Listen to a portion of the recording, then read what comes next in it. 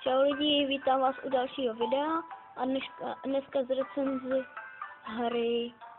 Tohle je taková hra, nevím jak se jmenuje, potom vám to ukážu ten název. Takže je to taková rostomilá hra, vlastně máte tady takovýho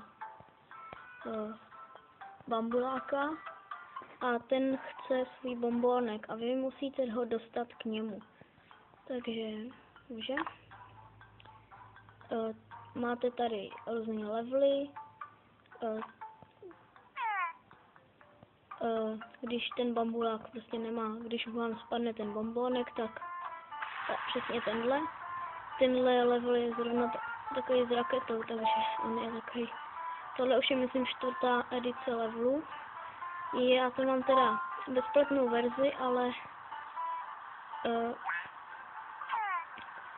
jsou i placený, ty mají víc levelů, myslím.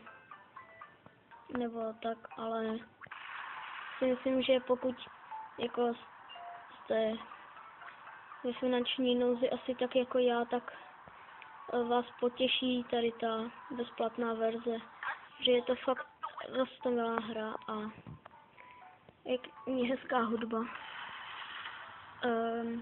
Takže bych ji vřele doporučuju. Některé ty levely jsou i těžší, takže třeba jako tenhle.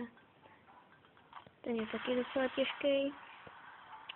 Musíte tam získat hvězdičky a dopravit bombonek k tomu bubákovi tam nahoře. Tady a on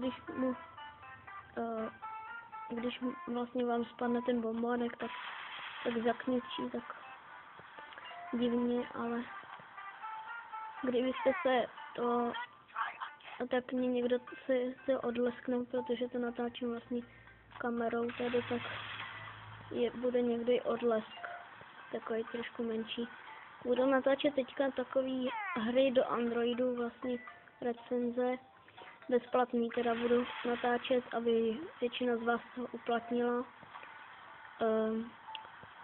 Chtěl bych taky natáčet ten Minecraft, ale ten je jenom na Apple a kupovat si ho za 200 fakt nebudu kvůli takhle, ale pokud přijede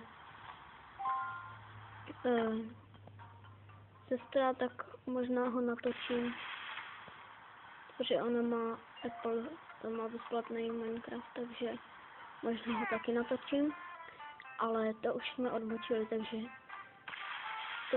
tuhle hru vřele doporučuji. Je to snadnější hra, pochopí ji každý, jednoduchá je.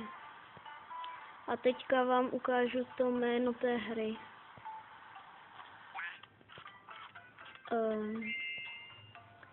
Jméno hry je tak.